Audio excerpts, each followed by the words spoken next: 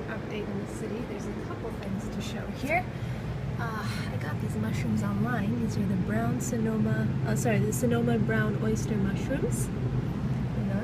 Every mushrooms growing. And they're fruiting bodies all over this mushroom log. So I'm very pleased with that. They're very healthy, and I'm gonna fry them up in a few days.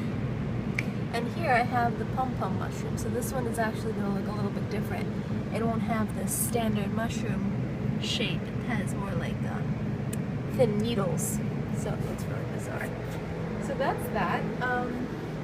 Everything in the garden is very healthy and vibrant. We've been having a lot of rain lately. So the colors are just coming out of the flowers. This is a very fragrant flower. It smells like a perfume. It's just so pungent and delicious. Everything else over here is doing fine. The rose bush, this is the knockout rose bush, and it grows like crazy and flowers like crazy all year. What is this? This is, oh my goodness, I can't remember what this is. It's some sort of vining flower that's perennial. These are my snapdragons in the city. I planted these because I didn't have room for much else when I was packing it all upstate. This is the container I did for Mother's Day for my mother, and it's just full of linaria, and on top here is the butterfly bush that I grew from seed. And something interesting, there are these bright orange aphids. See that? They're the same color as the flower. I don't know how this happened, or if there's some special breed of aphid, but this is very unusual. Normally aphids are bright green. So I'm not really too sure. It's fantastic. I think it's very interesting that if they're changing their color to adapt to the flower, that's fascinating, or if they're somehow attracted to this flower because it's orange. Either way, I don't know how they got there. The aphids that I originally had were bright green. I did not have any bright orange aphids in my room, and this is something that I grew from seed from winter time, so it's very interesting. And here, my avocado tree. It is almost as tall as I am. This is pretty much, I'm 5'4" and I'm about this tall, so this thing is just about 5 feet. 5 feet tall, including the container, so probably 3.5 feet, but it's fantastic and very healthy, so. And that's basically it. So this is the tail end of July. I've been trying to do these updates just once a month, but so much has changed. I have peas growing here fairly regularly. These are a purple variety, so you can see them against the plant fairly easily. And the flowers are just beautiful. I mean, they're so floral and delicate looking. See another one here. Basically everything is doing well.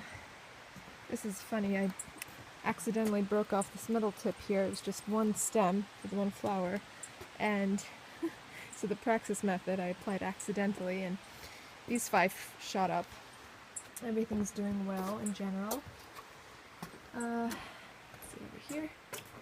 This is my father. If my father were a flower. This is a pot that I bought recently, and it has all these herbs drawn on it. I think it's just so beautiful. This is my grapevine. It's growing like crazy. The best one out of the 4. But this grapevine is also doing well, and this one down here I'll show. It's making its way up here, so. And I have a volunteer tomato plant right there next to it. It's so funny. You throw a bit of compost and the tomatoes just start to grow like crazy. Here's Bao Bao, a Jack Russell. He's got a bit of a tumor on his side, but he's healthy otherwise. These flowers I just added, actually. They're very attractive to bees and hummingbirds, and they're just so beautiful. I love them. And here my decorative pot is doing very well. You can see the pod here, the pea pod. These are very sweet and delicious. If I can break it off. Very yummy. I mean, almost artificially sweet. It's almost as if somebody put some sugar on there. And the linaria and snapdragons are doing very well. These wildflowers as well. And this decorative pot, the snapdragons are more keen on blooming here. The linaria as well. I think this pot in general is a little bit healthier and more robust than the other one, but they're both doing well. And on this side, I have some volunteer tomato plants. What's funny to me is that I didn't start these indoors, and it's just from thrown out compost, and they're basically just maybe a week behind the tomatoes that I started months ahead on the hill there. So it just goes to show you it's not always necessary. That's my mother. What happened? This is my butterfly bush. This is very small thing. Maybe it's lying because it's very small. Anyway, this is my butterfly bush from seed and my kiwi plant growing up it. The kiwi's doing very well. It's basically growing about, I would say, an inch or two a week, which is very good. I have some more volunteer tomatoes over here.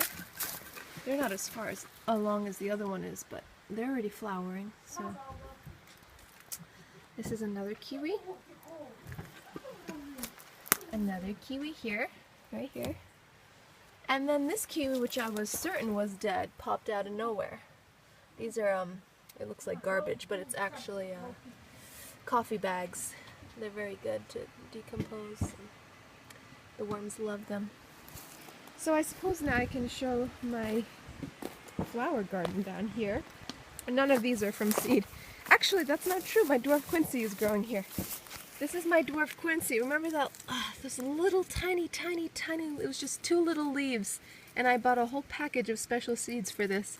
And, well, only 2 of them survived, but how well they did. I didn't expect this. They're almost like vines. They're not bushes or tree-like at all. They're just vining, but so be it. Yeah, here I have some strawberries over here. Some mint. Oh, this smells absolutely heavenly. And the flowers and the colors are just absolutely gorgeous. Here we have some cone flowers. Basically every variety. Some hydrangea in the back here. Some snapdragons here and here. And there as well. Just such beautiful colors popping up everywhere. Some more hydrangea here. And I'm not sure what this variety is. I have my rose bush here. I'm still planning on doing all of this here. So I have to fill this up. Well, we'll see with what. I'm not sure just yet. So this rose bush is a knockout rose. They grow like crazy. And I have lavender growing there. Not from seed again, but here is my garden from seed. So I'm very proud of this. And they're not even done blooming yet. This is just the start of the chaos. The snapdragons are just starting to come out and sprawl everywhere. And they just look so beautiful to me. And how gorgeous is that? How beautiful. How beautiful.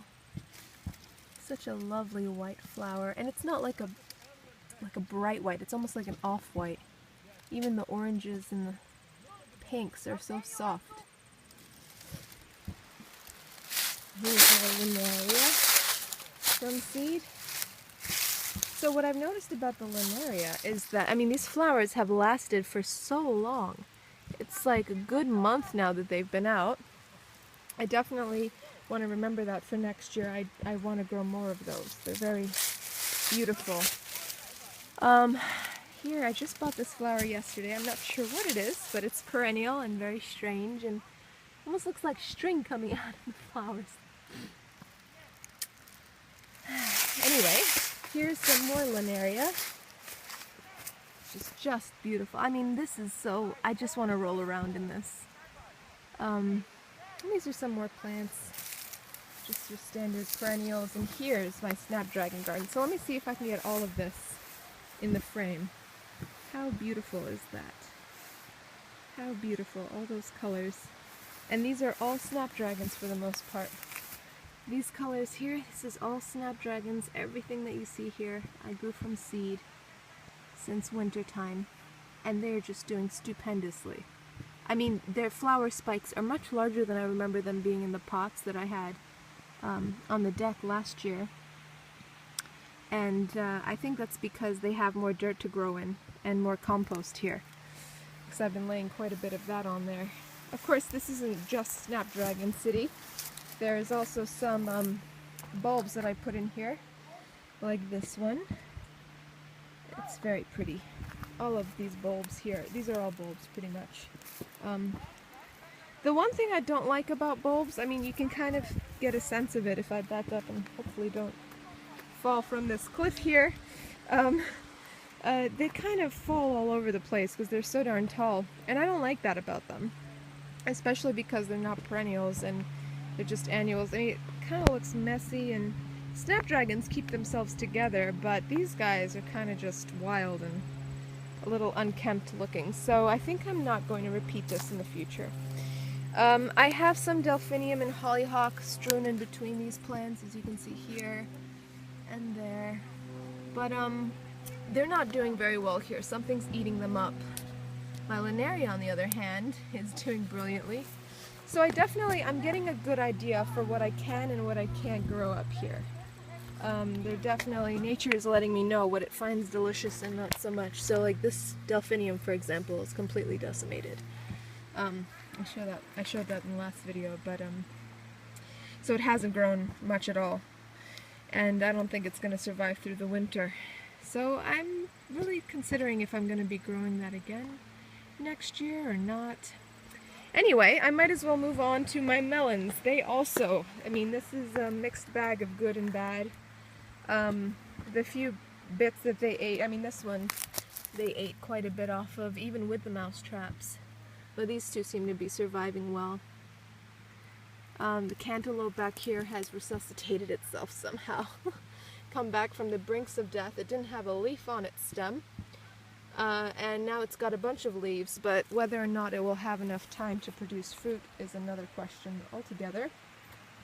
I would say the plant that fared best, and I have to prune these guys back, this bushy stuff, because it's covering the watermelon here, but the plants that survived this onslaught the best are the watermelon. They seem to be, I mean, they've lost quite a bit of leaves, as you can see, but they still have quite a few leaves left.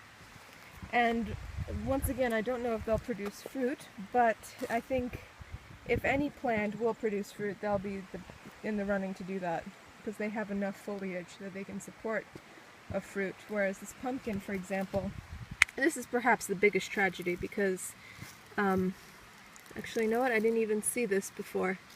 So they really destroyed this plant. This was an enormous, it was like 4 feet long and already producing fruit, and this is an edible variety of pumpkin that's delicious and absolutely fantastic. And I don't think we're going to have any this season because of these rodents, whatever it is that's eating these leaves. Can't be deer, because I don't think deer would bother with this fencing that I have all the way around. And I don't think that it's a groundhog, because a groundhog would make a really fine mess and probably never bother coming back here again.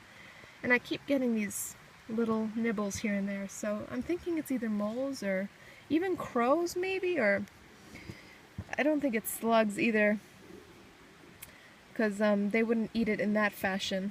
It's like the tips of the leaves, I'm sorry, the whole leaf itself has been just decapitated. So anyway, I guess what I can show now is the pumpkin down there.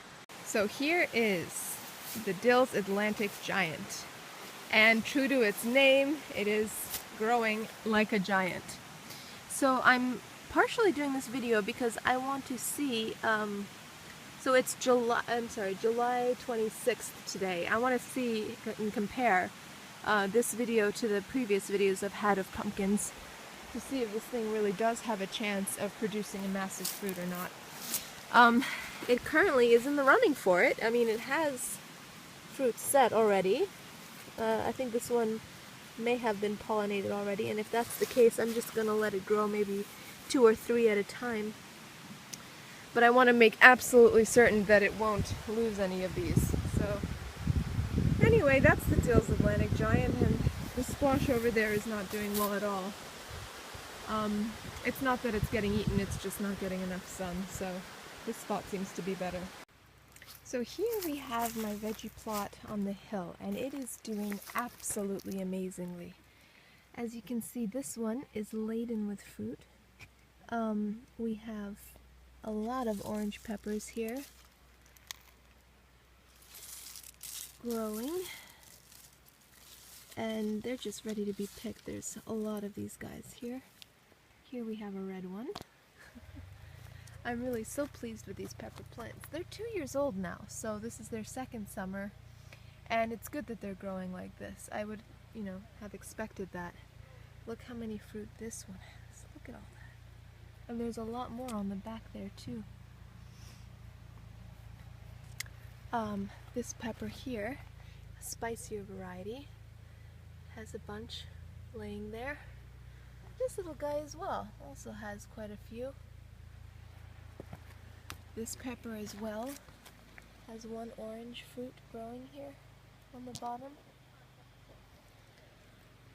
This pepper plant is still deciding on what it wants to do. My snapdragons. And these bell peppers here. And I'm just gonna walk this way because, well, actually I can show this while in the meantime. This is my little invention to collect water. So basically it's self-explanatory, I'm sure, just by looking. It's basically like a roof and a gutter system. And I've pointed the gutter, well, actually it must have fallen here in this corner, but it was downhill. And it collects water in the bucket. And it works. The only thing I need is a bigger bucket. I'm gonna put a larger container there for this. So it turns out I thought I turned the electric on. I thought I turned it off, and I had turned it on actually. So that's why I'm walking this way, so I can make my way over to that box. Anyway, these are my peas, and I decided that I'm not going to trellis them like I did the cucumbers on the other side. I'm just gonna let them grow up, the branches here and the trees. I thought that might look pretty. And they're doing it rather well, so I think I'm going to go with that option. And they're already producing fruit, so, and they'll be purple. This one you can see here is purple, so they should be easy enough to spot. And the tomatoes, these two beefsteaks, are doing very well. But like I said, they're pretty much at the same stage as that volunteer tomato plant that I have downstairs, down the hill, and what a bizarre flower. Oh my goodness. I've never seen anything like this. What a bizarre flower. Can you see that? What a bizarre flower for a tomato. That is very strange. This is a normal flower here. This is almost like a dandelion flower. Very bizarre. Okay. Very strange. I don't know what kind of tomato is going to grow out of that. This guy here is a little bit larger and more progressed. Yeah, I don't know what variety that is. I don't remember. But and this is my cherry tomato. This guy's also 2 years old, laden with fruit, but I don't think he's producing as much as he was when I had him in a pot. And I wonder if it's not because he's not getting regular waterings, or perhaps tomatoes just aren't as prolific when they've been kept for too long, or they've been alive for too long. This guy already has a fruit, so he's on his way. And this guy as well. So I'm gonna turn off this box here. My mother's playing tennis.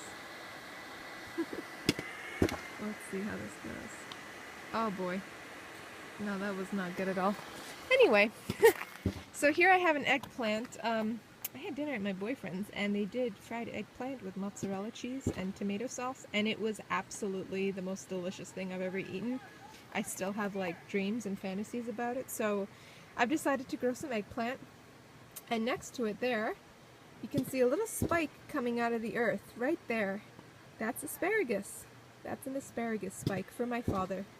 Because they're quite expensive in the store, although I can't stand asparagus. It's always very mushy, and I don't really like the texture of it. I've started growing some arugula here. I'm anticipating the colder season coming. So all those little green leaves you see growing. And here we have some carrot. Some carrot popping up, and some arugula leaves as well around the tomatoes. So I'm anticipating the colder season coming a little earlier than anticipated, because in general, I mean, this is the middle of summer, and at nighttime it drops to about I would say 55 degrees at night, which is really quite chilly for the middle of summer. So, just look at this moth. Where is it? I just saw it. Oh, here it is. Do you see this moth? It has like a cross on his back. Very bizarre. How strange. Anyway, yeah, I'm anticipating an early winter and an abrupt fall, so this is a melon of some sort, but I don't know what it is. I've given up on trying to figure it out. Its heart-shaped leaves are nice though, and I don't need that space right now, so. Anyway, here I wanted to show also, in addition to all of my beautiful peppers, look at this sweet pepper here. In addition to all these peppers, I have a lot of cucumbers growing. Look at this baby. They are just beautiful. And this plant, I would say this year is the year of the cucumber, without question, because I pick about, I would say roughly 8 of this sized fruit every week. And I already picked, actually this was not here yesterday. That's when I came up here. These guys grow so quickly and so abundantly. This was not here. This was much smaller. Now all of a sudden it's just this behemoth. So